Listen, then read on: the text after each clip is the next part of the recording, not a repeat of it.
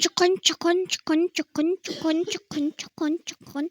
سمعان لطشان أطبصاص متخزن هناك يلا مشان دقيقات انتظروني أنا أريد أروح شراء الجاز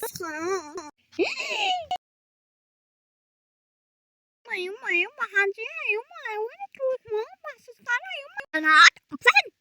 طبصاص أنا هسه أعلمها سندرولي هاتي بدك تروحي معانا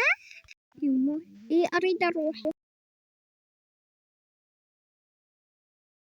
قلت سندرولي هاي مو مالبطل تعال خنفسنا هاي مو بطل